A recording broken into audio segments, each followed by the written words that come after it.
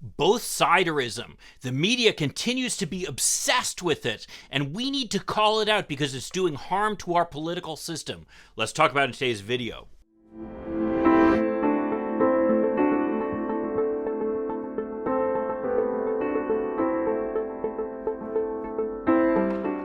Hi, I'm Mike Greiner. I'm a lifelong Democratic activist who's concerned about the direction our country is taking. I'm also a lawyer and an academic, and I'm here to help you stand up to the BS of the MAGA crowd. So we've all heard it before about the media's obsession with both-siderism.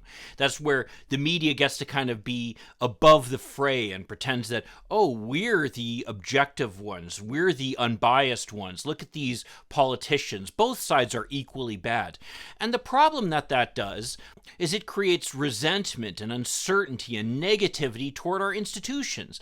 This is exactly why the Republicans have been able to play the card of, hey, all those politicians are bad, when in fact there is a difference. I'm not saying that Joe Biden and the Democrats are perfect. In fact, I've made videos where I've criticized them. But there is a substantive difference between Democrats and Republicans on a whole host of issues. And the way that the media obscures those differences makes it easy for people to kind of abdicate and say, both sides are equally bad, so I'm throwing up my hands and I'm not going to distinguish between the two. It breeds distrust in the system, in many cases outright hostility to the system, which we saw with the January 6th riots, and overall undermines democracy, to the extent that many people don't feel that it's even worth showing up to vote or to participate when their votes can make a difference. Check out this article over here that I saw in the New York Times the other day by Peter Beinart, who's a professor of journalism, no less. You would think that this is exactly the type of person who should be pushing for some kind of higher standard for journalism, but rather than viewing journalism as part of the solution to our flawed system, he wants to elevate journalism above the rest of the system, and that's where this both-siderism comes into play. I was drawn to reading this article when I saw America's foes are joining forces. I thought to myself, oh, okay, all right, what's that all about? And then I read the sub-headline, and I saw where it talked about the fact that both Republicans and Democrats were responsible for driving Cuba, Iran, and China away from us. Now, my gut reaction to that was, I don't think that's the case. My understanding is that Democrats, generally speaking, were trying to move closer to these countries, and then that was all killed by the Trump administration. Well, let's see what he says. The Biden administration recently made two grim announcements. Iran is helping to manufacture drones for Russia. China operates a spy base in Cuba. Okay, I agree. Those are grim announcements. Those are certainly not things I would have liked to see. But I also don't find either one particularly surprising. Iran has been manufacturing drones for Russia for quite some time, actually, and has been supplying Russia with them for the simple fact that nobody else wants to buy them. And Russia is desperate for weapons. On the other hand, do you think China is the only country that operates a spy base in Cuba? I got news for everybody in the world. The United States has a lot of spy bases in Cuba, as does probably Russia and any number of other countries. In fact, if you want to find Spy Central, go to Washington, D.C. Every country has a spy base there. And just as much as they're trying to look at us, we're busy monitoring them, trying to monitor us. This reminds me of that scene in Casablanca when the police officer is shocked that there would be gambling going on there, just as he's ordering more chips for his games. At any rate, let's continue on through this article. The message is clear. America's foes are joining forces. They now constitute what Washington's influential Center for a New American Security recently called a new axis of authoritarians, which threatens U.S. interests from East Asia to the Caribbean and Eastern Europe to the Persian Gulf. Now, again, I actually think this is true. I think that there is this growing authoritarianism, essentially a reaction against the spread of liberal democracy that happened in the wake of the fall of the Soviet Union. And with China's increasing strength, they've essentially been able to stand up to the United States in a way that they hadn't really been able to do in the past. China is now unquestionably a world power.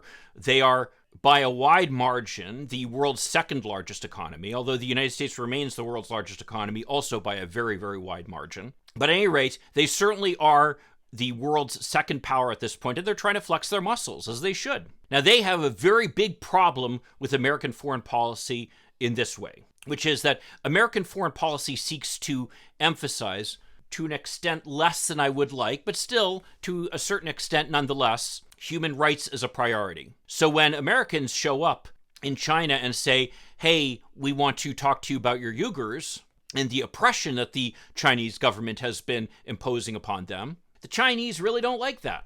And so they seek other countries where they view American emphasis in human rights as being something that kind of steps on their toes. But fundamentally, this is really about a world that's at least bipolar, if not multipolar. The poles have shifted. It's no longer Washington and Moscow. It's now Washington and Beijing. But it's still a bipolar world where we Americans seek to advance our priorities, which even though we talk about human rights more than some other countries, fundamentally they're economic. And the Chinese are trying to emphasize their own economic interests, which stand in contrast to ours. For example, it really bothers them that they're basically surrounded by a bunch of our allies, namely South Korea, Japan, the Philippines. They don't like the fact that we've supported Taiwan, which they view as essentially a rogue province. So they're seeking to find allies that they can use to counter our alliance.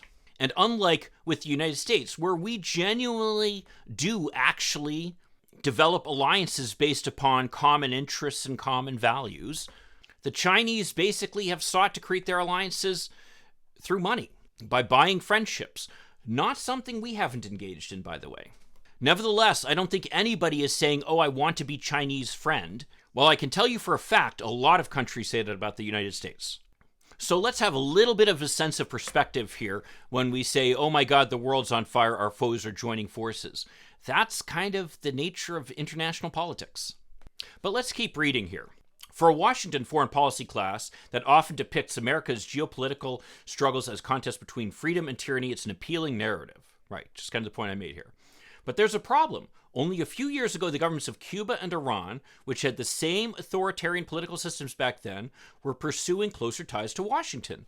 That is correct. Now remember, again, coming back to this whole question of both-siderism, when were they pursuing closer ties? They were pursuing closer ties when President Obama was in office.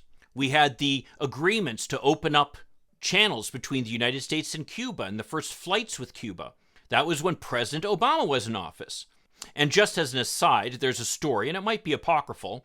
Nevertheless, there's a story out there that Fidel Castro once predicted that the United States would not recognize Cuba until the United States had a black president and there was a Latin American pope. Kind of an interesting story. At any rate, it was President Obama who was seeking to dial down the confrontation there. Similarly, in Iraq, it was President Obama who worked hard to put together the Iran nuclear weapons deal. An imperfect agreement by any stretch of the imagination, and one which would not have passed the Senate. And so he essentially maneuvered to allow the United States basically to kind of follow along with our European allies. Now, just a reminder, who ended up trashing both those deals? That would be Donald Trump. So, both-siderism? I love how this author ignores the fact that it was President Obama specifically who was reaching out to try to create those bridges to these countries, that it was just these countries seeking closer relations with us. And then all of a sudden we have, under both former President Donald Trump and President Biden, Washington has helped create the very anti-American partnerships it now bemoans, which is exactly what it did during the Cold War. Okay, so again, both-siderism. They ignore the fact that it was President Obama who was reaching out and creating those opportunities for rapprochement. And then, oh, it's both Trump and Biden who caused the problem here. Then let's go to the examples here. Talking about Cuba. In 2014, that bet began to pay off. The Obama administration announced an end to America's decades-long enmity with the Cuban government. Okay, so again, he acknowledges the fact it was Obama who did this. And by the way, who is a member of the Obama administration? Could that be Joe Biden? Then he goes on in the next paragraph. Then Mr. Trump entered the White House and it all fell apart. In 2019, he imposed the harshest economic sanctions in more than a half century. So that would be a half century, a long time ago. So he really completely reversed course with what President Obama was doing. So we see a difference here between the two parties, don't we? But then we go to the end of the paragraph. Last fall, China agreed to restructure Cuba's debt and donate $100 million to the island. One reason Cuba still needs Beijing's money is that the Biden administration has kept key Trump sanctions in place. Okay, now we need to talk about what's really going on here, which is that there is this idea in American political science called status quo bias, which means it's much easier to keep things the way they are than to try to change things. President Obama's effort to try to change the nature of American foreign policy with respect to Cuba and Iran was something that was very, very difficult to do. And it was very easy then for Donald Trump essentially to undo that. So essentially what Donald Trump did is he created a dynamic where Joe Biden had to, again, go through the entire process of reopening again. And all the while, people are screaming, oh my God, Joe Biden's going to give away the store to the Cubans. He's going to show that he's another leftist. In other words, they created a dynamic where Joe Biden's hands were more or less tied, especially where he had other issues on the front burner. As this article acknowledges, the Wall Street Journal, that the deal is basically Chinese pay to play, adding that China gives money to Cuba it desperately needs and China gets access to the listening facility. So again, China gets allies by paying for them. Don't you think Cuba would love to get back into the good graces of the United States? I'm pretty sure they would at this point. But guess who's in charge in Congress now? Marjorie Taylor Greene. Do you think she's going to allow President Biden to open up relations with Cuba?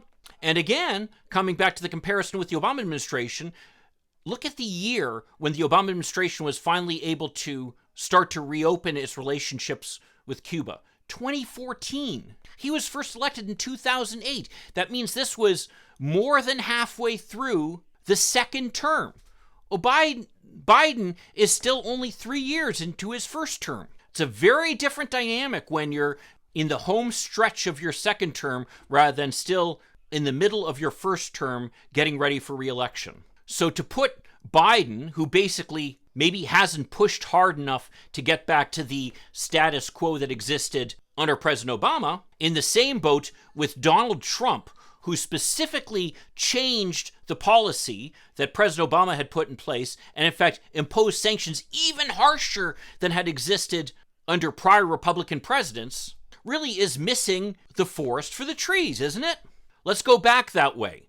U.S.-Iran relations follow a similar pattern when the two countries signed the 2015 nuclear deal.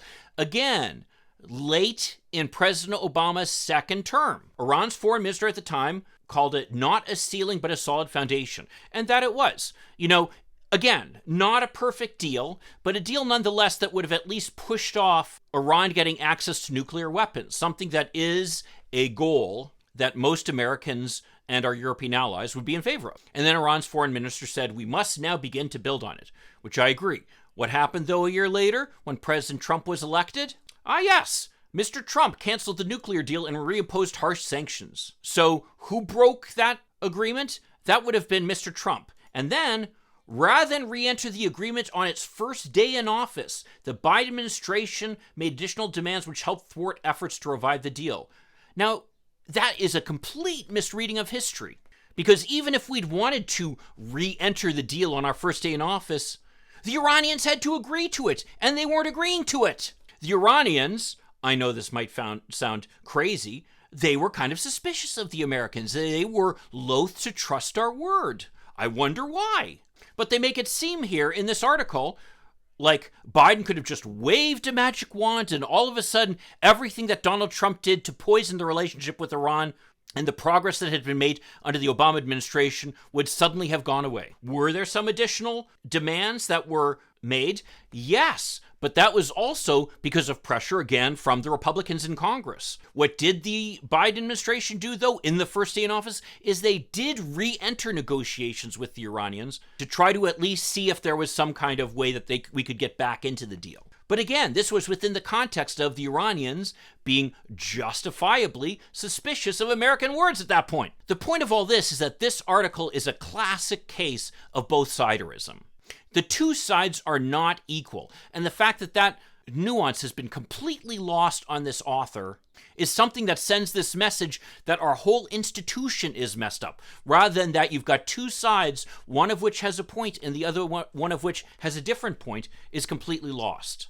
This is something that allows the media to stand on this high horse and essentially fiddle and laugh while American democracy burns. The real solution to the problems of polarization and fake news and all the other things that the media decries are certainly some type of reforms within our system, no doubt about that, but also for the media to take its job seriously, to actually add some nuance to the discussion and make it clear that when you elect Republicans, you destroy the potential for these kinds of deals and you create the wedges that lead to this kind of international confrontation, versus electing Democrats where we actually do try to find some way for us to be able to cooperate and work with the rest of the world.